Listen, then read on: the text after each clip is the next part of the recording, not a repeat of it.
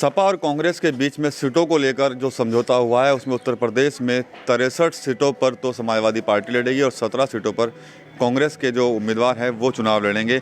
लेकिन एक नगीना सीट है उसको लेकर अभी तक कोई भी घोषणा नहीं हुई है। इसके अलावा कुछ सीटें और भी हैं जहां पर भीम आर्मी और आज़ाद समाज पार्टी के जो नेता हैं वो अपनी दावेदारी कर रहे थे।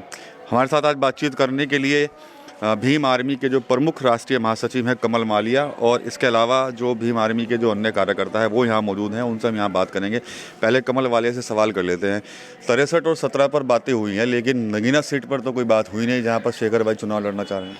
सबसे पहले तो आपके चैनल के माध्यम से सभी देशवासियों को परम संत श्री गुरु रविदास जी की प्रकाश पर्व की बहुत बहुत बधाइयाँ।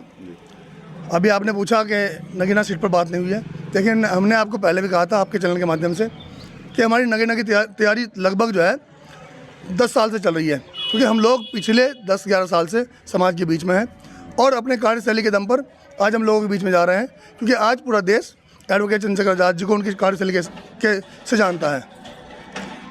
नगीना के अलावा क्या और सीटें भी हैं जहाँ पर चुनाव लड़ने का मन है आपकी पार्टी का? देखिए, हमारी जो पार्टी है वो पहले भी विधानसभा चुनाव लड़ चुकी है और इसका निर्णय भीम आर्मी के संस्थापक और आज़ाद समाज पार्टी काशीराम के राष्ट्रीय अध्यक्ष एडवोकेट चंद्रशेखर आज़ाद जी और पूरी टीम लेती है। मैं तो एक छोटा सा कार्यकर्ता हूँ भीम आर्मी का। और हाँ, इतना आपको जरूर बताऊँगा कि भीम आर्मी और भारत एकता मिशन आज़ाद समाज पार्टी काशीराम के राष्ट्रीय अध्यक्ष एडवोकेट चंद्रशेखर आज़ाद जी नगीना लोकसभा जीतेंगे, पक्का जीतेंगे, क्योंकि आज प्रकाश पर्व है गुरु जी का और बिजनौर की जनता बेहद प्यार और स्नेह जो है एडवोकेट चंद्रशेखर आज़ाद जी को दे रही है और वहाँ का मुस्लिम दलित बहुजन समाज संपूर्ण उनके साथ है, आज़ाद समाज पार्टी के साथ है। 22 का जब विधानसभा चुनाव था उत्तर प्रदेश के अंदर, तब तो तमाम जो नेता थे वो अपने साथ लिए उनको घूमते थे, लेकिन अब चूंकि इंडिया गठबंधन भी हुआ है, ना तो गठबंधन की किसी मीटिंग में न्योता मिला है। भारत जोड़ो न्याय यात्रा चल रही है कांग्रेस की, उसमें अखिलेश यादव भी तक शामिल हो रहे हैं, लेकिन शेखर जी को अब तक कोई इन्विटेशन ही नहीं मिल पाया। देखिए, इस देश में आज तक दलित को केवल और केवल छला गया है, इस्तेमाल की वस्तु समझा गया है और यही आज तक उन लोगों ने किया है। लेकिन अब मैं आपको बता दूं, आज एक ऐसा चेहरा है एडवोकेट चंद्रशेखर आज़ाद जी जिसे पूरा देश नहीं पूरा संसार जानता है। आज अगर भीम आर्मी भारत एकता मिशन का प्रत्येक कार्यकर्ता इस बहुजन समाज के मान सम्मान स्वाभिमान की बात करता है तो बहुजन समाज भी आज भीम आर्मी भारत एकता मिशन पर और आज़ाद समाज पार्टी पर विश्वास करता है। रही बात उनको लेने की एडवोकेट चंद्रशेखर आज़ाद जी को, तो कुछ लोग डरते हैं। उन्हें पता है कि अगर ये बंदा इस देश की लोकसभा में पहुँच गया तो हम सबकी रोटियाँ और हमारी सबकी दुकानें बंद हो जाएगी, उसमें अन्य पार्टियाँ हैं। कांग्रेस और सपा को भी इस बात का डर है क्या? सभी को डर है। कोई नहीं चाहता कि दलित का बच्चा आगे बढ़े, कोई नहीं चाहता कि ऐसा अम्बेडकरवादी लोकसभा में जाए जो इस बहुजन समाज की आवाज़ को बुलंद तरीके से उठा सके। सब लोग डरते हैं, सबको अपना खतरा है, लेकिन हम आपको बता दे रहे हैं कि इस बार बिजनौर की जनता ने लोकसभा की जो लोकसभा नगीना है उसकी जनता ने सबने ठाना है केतली वाला बटन दबा करके एडवोकेट चंद्रशेखर आज़ाद जी को इस देश की लोकसभा में पहुंचाना है। केतली भर जाएगी इस बार आपकी? पक्का बनेगी भाई साहब, क्योंकि हर आदमी की पहचान, हर संगठन की पहचान उसकी कार्यशैली है। वरना यहाँ तो वो तमाम पार्टियाँ रही है जिन्होंने इस राज्य में राज किया है, जिन्होंने अपने आप को इन बहुजन समाज का हुक्मरान बताया है। लेकिन जब इस बहुजन समाज पर लट बजता है, जब इस बहुजन समाज पर शोषण होता है, जब इस बहुजन समाज की बहन बेटों के साथ अत्याचार और क्या नाम रेप होते हैं, जब वो पार्टियाँ वो नेता कहाँ चले जाते हैं, आपको अगर कोई दिखाई देता है तो भीम आर्मी का प्रत्येक कार्यकर्ता, आज़ाद समाज पार्टी का प्रत्येक कार्यकर्ता और एडवोकेट चंद्रशेखर आज़ाद। राजस्थान और मध्य प्रदेश में भी आप लोगों ने पूरा दमखम दिखाया था, तो क्या लगता है कि उत्तर प्रदेश में भी कई सीटों पर आप अपने दिखाने वाले हैं? हाँ, तो रिजल्ट सामने है। राजस्थान में देख लीजिए आप, जिस पार्टी के अटट विधायक थे राजस्थान में, उस पार्टी को 2,10,000 मिल रहा है और हमारा कोई विधायक नहीं था, हमें मिल रहा है 3,65,000। जिस पार्टी के मध्य प्रदेश में विधायक थे उनको मिल रहा है 70,000, हमें मिल रहा है 1,70,000। तो ये जनता का विश्वास तो है।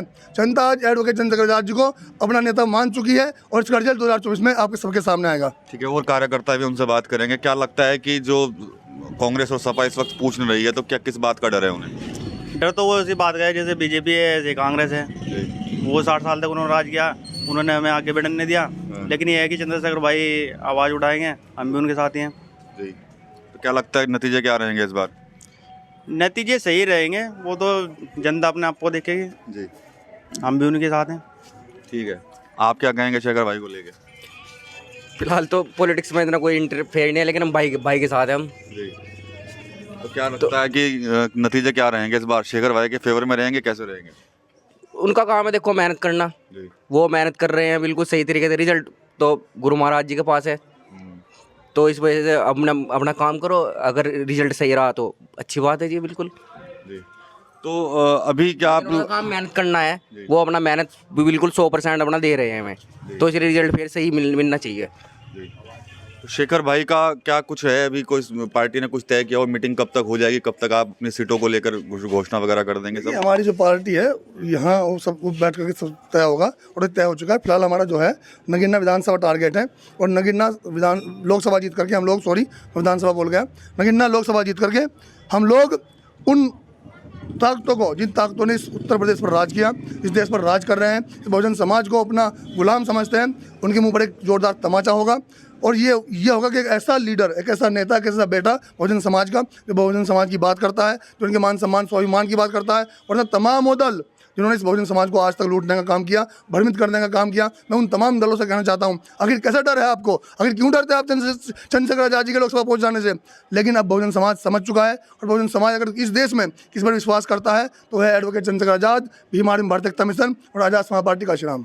तो बसपा भी कहीं ना कहीं रोड अटका सकती है क्या चंद्रशेखर जी की राह में? उनके पे मोटा मैंने आपको कहा तमाम वो दल जो लोगों को, जिन लोगों को डर लग रहा है अपनी कुश्ती सड़क जाने का, जिन लोगों को डर लग रहा है कि आज एक ऐसा नेता आ गया है जो ईमानदारी से, जो निष्ठावान तरीके से इस बहुजन समाज के मान सम्मान की लड़ाई लड़ रहा है, एक ऐसा नेता पैदा हो गया है जो मान्यवर साहब का श्रीराम जी के अधूरे सपने को पूरा करना चाहता है, जो बाबा साहब के अधूरे सपने को पूरा करना चाहता है। तो तमाम वो डर जिन्होंने आज तक बाबा साहब को केवल गुणगान किया, जिन्होंने आज तक मान्यवर साहब के नाम को केवल यूज़ किया, वो तमाम दल डर रहे हैं एडवोकेट चंद्रशेखर आजाद जी के लोकसभा पहुंच जाने से। लेकिन मैं आपके चैनल के माध्यम से एक बार फिर कहना चाहता हूं कि तमाम मेरे बहुजन समाज के लोगों, आज अगर पूरे देश में आपके मान सम्मान स्वाभिमान की लड़ाई की बात कोई करता है तो भीम आर्मी भारतीय एकता मिशन, आजाद समाज पार्टी का श्रीराम और एडवोकेट चंद्रशेखर आजाद उर्फ रावण।